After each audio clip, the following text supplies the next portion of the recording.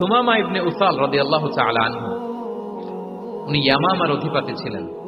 রাসূল সাল্লাল্লাহু আলাইহি ওয়াসাল্লামকে হত্যা করতে এসেছিলেন গোপনে। কি করতে? হত্যা করতে। কি করতে বলেন সবাই? হত্যা করার জন্য এসেছিলেন। কিন্তু দুর্ভাগ্যক্রমে হত্যা করতে এসে সে ধরা পড়ে গেছে সাহাবীদের হাতে। হত্যা করতে পারে নাই সুমামা ইবনে উসাল। তো সাহাবীরা তাকে ধরে মসজিদে নববীর পিলারের সাথে বেঁধে রাসূল সাল্লাল্লাহু আলাইহি ওয়াসাল্লামকে ডাকে। তারা বলল যে ইয়া রাসূলুল্লাহ, দেখেন ইয়ামামা থেকে আসছে সুমামা ইবনে উসাল আপনাকে হত্যা করবার জন্য, তাকে আমরা ধরে ফেলেছি, আমরা বেঁধে রেখেছি। রাসূল সাল্লাল্লাহু আলাইহি ওয়াসাল্লাম তার কাছে যে তার খোঁজ খবর নিলেন প্রথম দিন, এবং তার সামনে যথারীতি তাওহীদ এবং রিসালার দাওয়াত দিলেন। ফিরে আসলেন। ফিরে এসে সাহাবাদেরকে বললেন, তোমাদের ঘরে ভালো রুটি আছে কার কাছে? রুটির কালেকশন, আটা পিষে রুটি বানাতে পারবে। একজন বলল আমি। বললো যে এটা সুমামাকে দিয়ে আসো।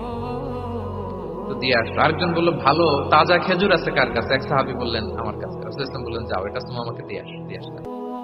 এরপরের দিন রাসূল সাল্লাল্লাহু আলাইহি ওয়াসাল্লাম যে আবার ইসলামের সৌন্দর্য, মাহাসিন আহকামি শরিয়া, ইসলামী শরিয়ার যে বিউটি অফ ইসলাম, এটা তুলে ধরলেন। ইসলামের যৌক্তিকতা তুলে ধরলেন। সে অবাক হতে লাগলো যে কিরে, যুদ্ধবন্দীদের সাথে মুহাম্মদ সাল্লাল্লাহু আলাইহি ওয়াসাল্লাম এবং তার অনুসারীরা এরকম আচরণ করে? সে তো যুদ্ধবন্দী, এত সুন্দর আচরণ।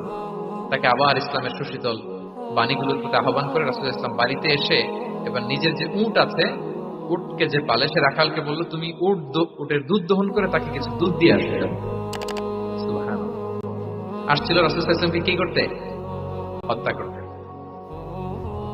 তো তাকে ওটার গরম দুধ দিয়ে আসা হলো, সে পেট ভরে খেলো। তৃতীয় দিন এবার রাসূল সাল্লাল্লাহু আলাইহি ওয়াসাল্লাম যে ইসলামের যে ভবিষ্যৎ, ইসলাম মানলে যে জান্নাতে থাকা যাবে, এগুলো সব বললেন এবং তাকে আরো অনেক মেহমানদারি করলেন, আপ্যায়ন করলেন।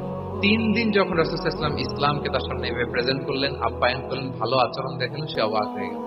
আল্লাহ তাআলা তার হৃদয়টাকে নূর দিয়ে আলোকিত করে দিলেন। 3 দিন পর রাসূল সাল্লাল্লাহু আলাইহি ওয়াসাল্লাম সাহাবীদেরকে ডেকে বললেন, যাও সুমামা ইবনে উসালের হাত পা গুলো যে রশি দিয়ে বেঁধে রেখেছো ছেড়ে দাও, রশিগুলো খুলে দাও। সাহাবারা বলেন কি ইয়া রাসূলুল্লাহ, সে তো খুনি, সে সুযোগ পেলেই তো অ্যাসাসিনেট করতো, তার হাতের রশি খুলে দিত, আপনাকে মেরে ফেলবে।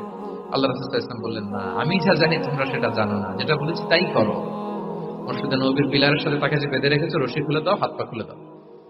আল্লাহর হাবিব সাল্লাল্লাহু আলাইহি ওয়াসাল্লামের নির্দেশ মোতাবেক সাহাবারা ওনার হাত খুলে দিলেন, পা খুলে দিলেন। সুমামা ইবনে উসাল কারোর সাথে কথা না বলে, তার বাড়ি তো ইয়ামামা, সেখানেও ফিরে গেলেন না, অন্য কোনো শহরেও গেলেন না। তিনি মদিনা থেকে অনতি দূরে একটা খেজুরের বাগান আছে, ওখানে কুয়া আছে, উনি যে ওই কুয়ার পানি দিয়ে গোসল করলেন। গোসল করে পবিত্র হয়ে মসজিদে নববীতে রাসূল সাল্লাল্লাহু আলাইহি ওয়াসাল্লামের কাছে ফিরে আসলেন, আর এসেই ঘোষণা দিলেন, আশহাদু আল্লা ইলাহা ইল্লাল্লাহ ওয়া আশহাদু আন্না মুহাম্মাদার রাসূলুল্লাহ। সুবহানাল্লাহ, সুবহানাল্লাহ। তিনি বললেন যে আমি সাক্ষ্য দিচ্ছি আল্লাহ ছাড়া কোনো ইলাহ নেই, আরো সাক্ষ্য দিচ্ছি যে মুহাম্মদ আপনি আল্লাহর প্রেরিত বান্দা এবং রাসূল। এবার তিনি বললেন, মুহাম্মদ, আপনার চেহারার চেয়ে পছন্দের চেহারা পৃথিবীতে আর দ্বিতীয়টা আমার কাছে ছিল না, কিন্তু আজকের পর থেকে আপনার চেয়ে প্রিয় চেহারা, আপনার চেহারার চেয়ে প্রিয় কোনো চেহারা আমার কাছে আর নাই। ইসলামের চেয়ে অপছন্দনীয় ধর্ম আমার কাছে আর ছিল না, কিন্তু আজ থেকে ইসলামের চেয়ে পছন্দনীয় কোনো ধর্ম আমার কাছে নাই।